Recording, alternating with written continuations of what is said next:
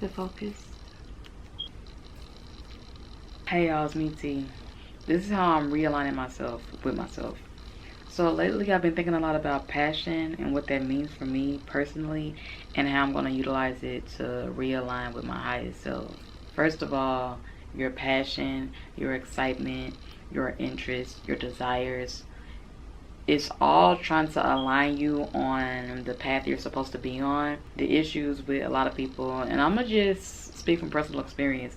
The issue with that with myself is that I don't always allow myself to indulge in my desires and passions because I'm always putting it off to a later date. Like, not right now. Like, you can have that eventually after you do X, Y, and Z.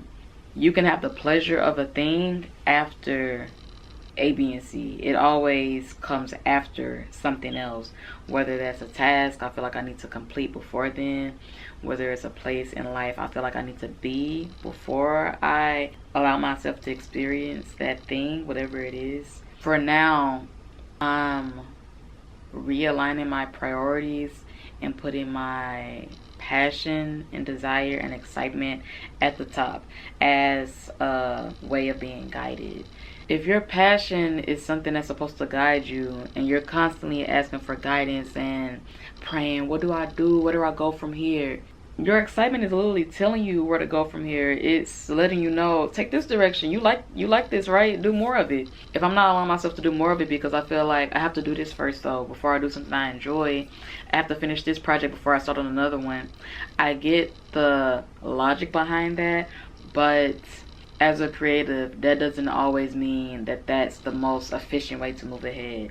If I'm excited about starting this project and I can't stop thinking about it, maybe I should go ahead and do things that are associated with that project, and then I'll come back to the original one. For me, I like, well, you have to finish this original project first before you can do anything else, and that's not really helpful because if my mind is not creatively on this project, then I'm not going to be in a flow state. I'm not going to get in a flow state because that's not where my mind is at. What I'm trying to do now is, instead of working against myself and doing what I think I should do, I work with myself and go with my own flow of interests. I don't follow my passion. What does that mean? I have a lot of projects.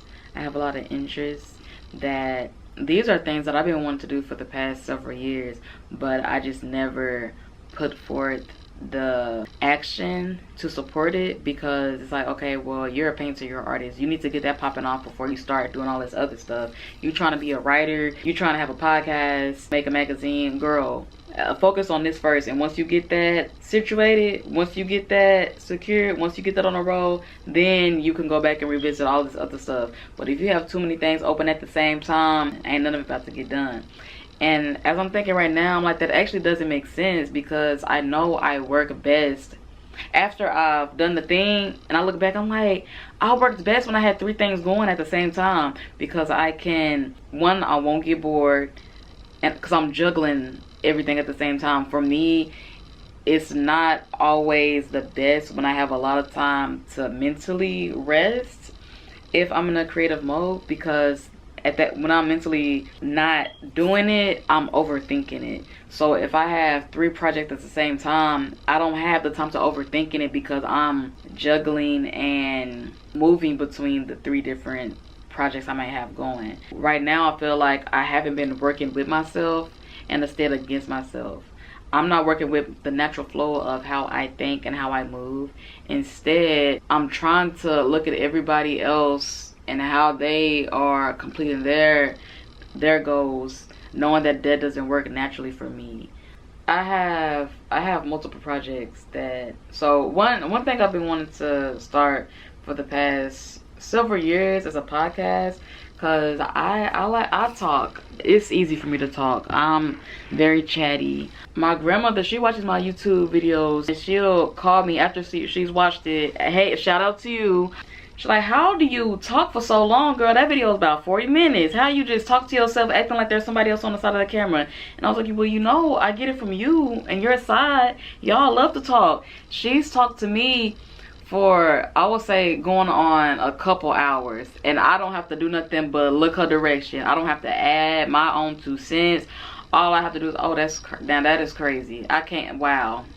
And that will inspire her to go on another realm of conversation. But mind you, I don't have to say anything back to her. I can just stand there. Like, that's good enough. For her to say that, I'm like, girl, the pot is calling the kettle black.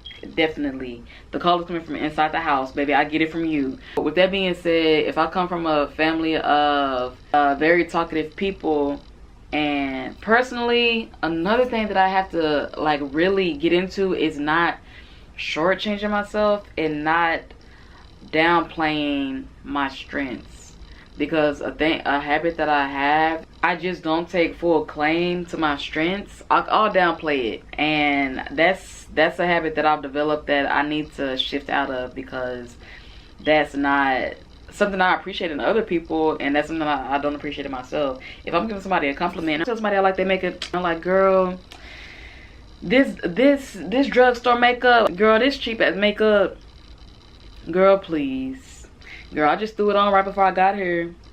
I don't like when people do that. I don't like that. So why would I do something that's similar to that, as far as like, if I say I come from a family of very talkative people, it's like, yeah, girl, we talk too much. Why am I framing it in a negative way? So no, even if it's like a playful tone, that's not something that's not a direction I want to keep going in my mental process, because you're always listening to yourself talk. Whatever you say, you're listening to it and you're accepting it as truth. So if you're constantly saying things that can be perceived as negative to yourself, if someone else was to say it to me, I'll be looking at them like, oh, that's kind of giving hater. Why am I giving haters to myself? No. Yeah, so coming from a family of very talkative people, I think that leaning into that as a strength will be very important for me, not only validating myself, but also to share the thoughts, theories, concepts, conversations that I often have. Even like, I have a lot of conversations. I talk with myself quite a bit. If I'm having any type of car drive that's a 30-minute, the radio is not on. This on. Like, I'm chatting and I'm like, man, I can't believe such and such and such and such. Wow. Like I'm actively talking out loud. And some people, of course, that may be weird to some people, I don't know. Another thing is not me, I don't have to be concerned with what other people think. My issue historically is me having a fear of people not understanding what I'm trying to say, or just not understanding what I have to say in general, and not understanding the way I think, and not taking the time to care to know. But I had an aha moment the other day. It's like, wait, that's not for you to be concerned about. If somebody doesn't understand where you're coming from and they don't care to reach for understanding, that's not somebody you should be in community contacts, communication. That's not somebody who you should be aligned with. That's not really your people like that, for real. It's like, oh, you're right. Duh. With me having a fear of being misunderstood, I feel like that has limited the realms in which I share my thoughts and words. Having a podcast is something that I've been intimidated by, just because it'll be a completely new realm. My thing is, when something has too many steps, that's when I start overthinking it and I'm getting ahead of myself. Baby, you don't even know, like, start with the bare minimum. Like, just start talking, like, record the first episode and then see, okay, how do I upload it? Okay, what server do I need to put up? Whatever the technicalities is, record the thing first, so you have the meat, you have the material to then go make the meal. You could go do some actions after that. Do the first action. My thing is, I'll get ahead of myself and feel like I need to figure out from beginning to end. And that's not how stuff works, at least for me. Historically, when I do something, I'm doing it step by step, and then I love how it turns out at the end, because I'm very present in the moment of doing the thing. If I have to figure it all out at the beginning, that I ain't never did nothing like that. So why am I trying to start a new project doing it the opposite of how I naturally go about things? So doing a podcast, my sister, she has been telling me to start one for the past couple years. And I'm like, yeah, I do want to start one. That would be really cool. But it's like, girl, get on it. After seeing all these people on TikTok, babes, seeing all these people on Instagram, and they got their podcast, and they talking about the same 5 topics, and we're not going anywhere with this line of discussion. It's like, baby, like, anybody can have a podcast. It's so accessible. Like, just start it. Like, that should be an indicator for you to, like, just start it. You shouldn't have any type of fear.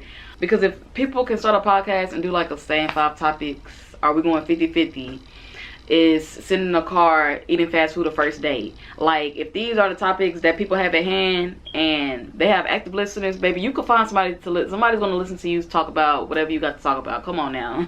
Stop playing scared. Stop being scared. Stop being fearful. I didn't realize I had as much fear as I do when I realized how many ways that I'm limiting myself as far as like the things that I'm telling myself, not right now. The ways that I communicate with people and avoid confrontation. Confrontation is something that I have not liked, I don't know how long. I like to keep the peace and keep things cool, even at times when it comes at a disservice to myself, which I don't like that. I'm realizing it's like, girl, stop doing that. I don't like that. If you have an issue with somebody, just let it be known straight up. And if the relationship cease to exist after that, that means it wasn't in alignment with you. It's not something that you should continue to give energy to, because it's not where you're supposed to be.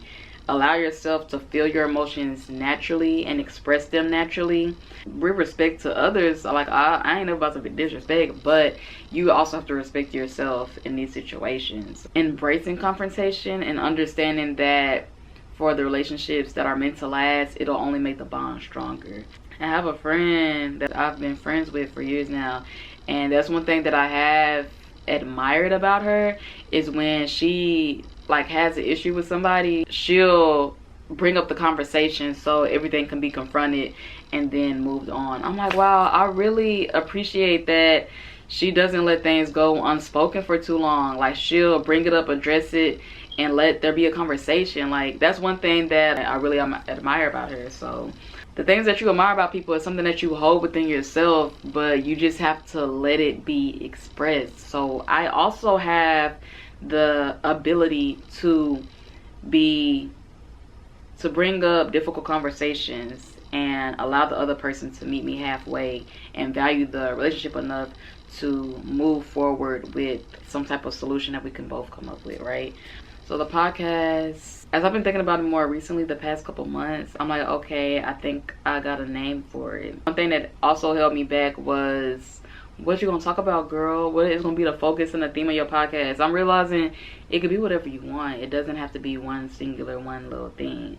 So I want the podcast to be named Tough Love or Tough Loves. I'm still deciding on the details, but Tough, of course, for my initials, Tierra Unique Francois, and then love for, like, it's just the idea of the phrase tough love, but then the idea of me being tough and me loving. Yeah, that's just my idea. So other than that being like a passion project, I also want to do a zine. Is it a zine? A zine. I want to make a zine.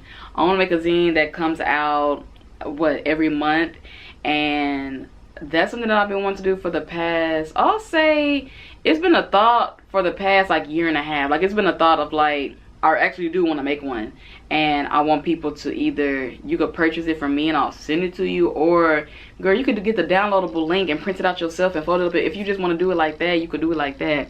Like, if you buy it from me, I'll send it a cute little letter, cute little note, hand signed, thank you so much for purchasing this month's zine.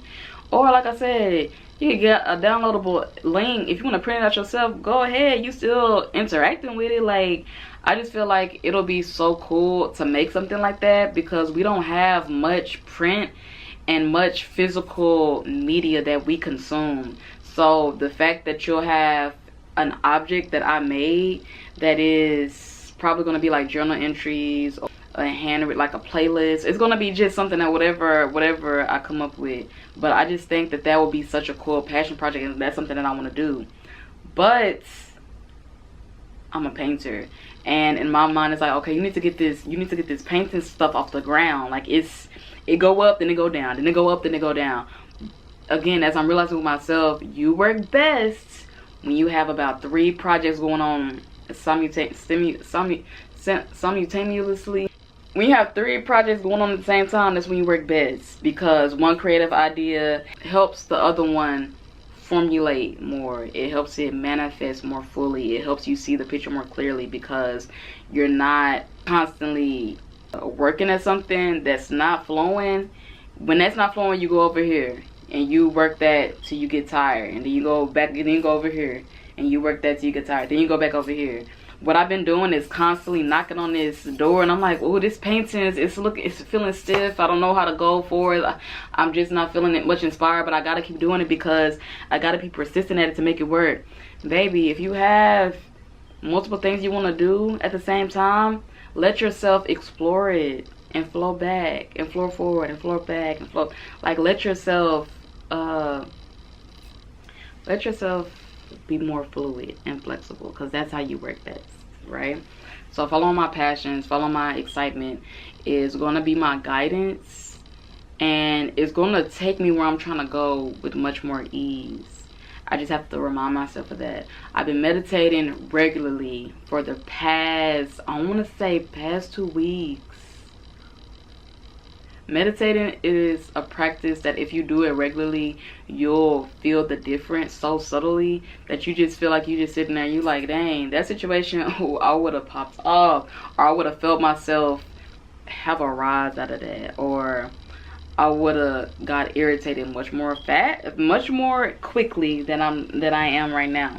Meditating provides you with mental clarity, for me, inner guidance, fresh ideas, and I just feel better when I meditate regularly. The only issues with that is when you make the habit and you start feeling better, you kind of fall off on the habit. It's like, man, I don't need to meditate today. Like, I don't know if I really feel like it. I don't know. I don't really need to meditate today. I'm cool. But then you keep doing that, so you fall out of your habit and you start feeling crazy again. It's like, man, I ain't feeling this. I ain't feeling it. Like, baby, the habits that was helping you, you stopped doing them because you thought you was too good. You thought you was Gucci. You ain't need it no more. You thought you didn't need it because it was helping you. You did need it. It was doing its job. It was working. So I've been meditating for the past 2 weeks, like every day, and to strengthen my meditation practice, which I feel like is really helping me. I got some books, girl. Part of my passion is I really like the topic of spirituality. I really like the topic of like philosophy, black spirituality, black history, very specifically. If you've been watching my vlogs, you know that I went to the Pan-African Connection store. I've been there before, but I went there recently, and although I didn't get anything that time, I saw some stuff that I wanted. So a couple days ago, I went back with the intention of getting Power of the Psalms. It's like a book, a prayer book, I guess you could say. But this is the actual, like, it's titled prayer book. This is by the same author, and it's basically a collection of prayers. And I grew up Christian, and we was in the church, kind of like we would go like every week, but it wasn't like heavy like some people be.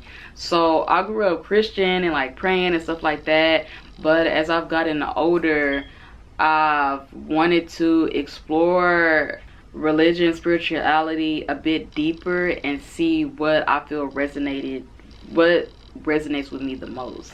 I still be praying, and if something shady is happening and something shifty, something don't feel right, I'm gonna ask for it to be rebuked. Get that out of here. I'm gonna ask for it to be rebuked. My other grandmother, there's one particular instance that I remember with her. She's from Louisiana, but I remember I had like sleep paralysis. I had like a nightmare one time, and I remember waking up and seeing something mad scary. And at this time, she was visiting from Louisiana, so we was like sleeping over with her. And I remember waking up like, Granny, I had a bad dream. You look really scary right now, because her face had morphed. I'm like, I don't want to go to sleep. I'm scared. And she was like, baby, just say, I rebuke it in the name of Jesus. And ever since then, I'll say I rebuke it in the name of Jesus if something scary is happening. And I'm like, well, that don't work. So yeah, that's a little lore. But with that being said, it's like, oh, I still believe in the power of prayer, even though I might not be going to church currently. That's still something that I value. This book has a lot of different prayers in it, and since I've been meditating regularly, I was like, okay, you know what, I want to have a prayer before I go into meditation, as far as helping to meditate on something specific. So, or even to feel protected when I'm meditating. It's like, okay, let's do a meditation of protection. Let's do a meditation of gratitude, of love, of peace. So this book has, as you could kind of see, this book have a prayer about just about anything. And like I said, this is like a collection of different prayers throughout different pieces of literature. It's a couple that I've already circled or saved, that I've done a few times, and I've just recited them to myself. I really love these illustrations that are also throughout the book. That will go so hard as a tattoo. True? I think so. So yeah, I've been circling some of the prayers that I resonate with. It's quite a bit in here. And like I said, I was going for power of the Psalms, but when I got there, I wasn't resonating with that one at that time. With me getting this, I also got this book, Jambalaya. Jambalaya is a book that has been on my reading list for the past couple years. This is a book that has pieces of autobiography type of vibe from the author. It has some history, it has some tradition, it has some magic, it has a little bit of everything. But this one is focused on like Black spirituality specifically, and how, I mean, we use Christianity in our practices, but we didn't necessarily come across the water with that. So we embedded our own beliefs with the Christianity that was at one point like forced upon us. In reading this, I feel like I'm being able to connect more with my spiritual side, that if you're a Black American, Black Southern, I'm just saying Texas, it's so many different superstitions or things that we believe in that are like just supposed to be like known, I guess. Like if you dream of fish, that means somebody pregnant. Where did that come from? Yeah, I don't know, but if I'm dreaming of fish, I'm gonna be looking around like, oh, who? Not I. So with this book, it's talking about our spirituality in that sense. It has different practices that you can implement if you feel so called to do so. This book, as I'm trying to learn more about my spirituality and my belief system, that's something that I'm currently reading right now. So these are the two books that I'm actively reading. I'm also reading Rage Becomes Her, because I'm trying to tap into my anger in a way that doesn't feel disheartening. And when I say disheartening, I'm thinking about how you feel anger and you may feel helpless because you're not allowing yourself to express it. You feel anger, you feel irritation that you can't let it out. You can, but you might not be letting yourself because of whatever external factors you're letting limit that. Whether it be the perception that people have of you, you don't want it to shift after showing your anger. Again, not wanting confrontation to be a thing, so you're not showing anger. So I'm reading that to help me understand, to just help me like understand the importance of expressing it. What the F? Like, girl, if you're angry, be angry. Why somebody gotta tell you to express that? Just do it. So I'm trying to allow myself to experience my full spectrum of emotions, whether I feel betrayed. Ooh, you feel betrayed, that's big. How are you understanding that? How are you processing that? How are you expressing that? You feel angry. Ooh, girl, we feel angry? What we feel angry about? Are we gonna allow that to shift in another emotion like sadness because you feel slighted? Or are you gonna lean into that anger and allow that to be expressed? What we gonna do? The choice is yours. passion and desire again. Are we going to follow that passion? Are we going to follow that desire? Are we going to follow excitement? Or are we going to let it be a lingering feeling in the heart center, and it just bubbles up and fizzles out, and bubbles up and fizzles out? How are we handling these things? Meditation, allowing myself to have a clear mind and allowing myself to reach for the higher version of me. Is like, girl, I need guidance. What direction do I go to? And it's like the higher self is telling you, girl, I'm giving you pings of excitement all day. I'm giving you directions to follow. You're not following them because it's not going with what you think you need to be doing right now. Do you want to engage with me, the higher self? Or do you want to do what you're doing? Because it can't be both. You need to either follow my guidance, which is your excitement, or struggle with what you've been doing, which is what you've been doing. So it's like, okay, girl, let's follow some of this excitement because it'll be fun. And it'll be fun. It'll be fun. So yeah, my passion is realigning me with my where I want to be. Another thing is me, like, I feel like these past like couple years I haven't been like on my I ain't been on my I ain't been on my like that. I ain't been talking my like that. I ain't been like, I feel like my style is not the strongest that it has been historically to myself. I feel like my look hasn't just felt like me. Like, I am me, but it's not, am I the most authentic version of me? I don't know. When you follow your passion and excitement, you are the highest version because you're leaning into the full spectrum of yourself. I don't know if I'm allowing myself to lean into that. I feel like I keep stopping myself before it get good. And it's like, girl, why we keep stopping? Why we keep holding back? What the, why? Why? Do it. Other things that I'm implementing is my journaling practice, my yoga. I've been going to yoga 4 to 5 times a week. I joined the gym. I joined a new gym and included our classes, like unlimited classes. I'm like, wow, this is such a great deal. I actually value this very much. At first, I was hesitant. I've been wanting to join a gym for this whole past year. Why did I just recently join it this past month and a half? Because I was waiting on other people to be like, let's tour the gym all together. Let's join. I don't want to go to the gym by myself. I'm scared. That's a new thing. I don't know how to use any of this equipment. The idea of like starting something new for me, I was like, I don't know how to get started with the gym. I don't know how to use any of the equipment. Is it really going to be worth it? Am I going to really go up there? I could just work out in my room. Like, it's fine. Like, I could just stay doing what I've been doing.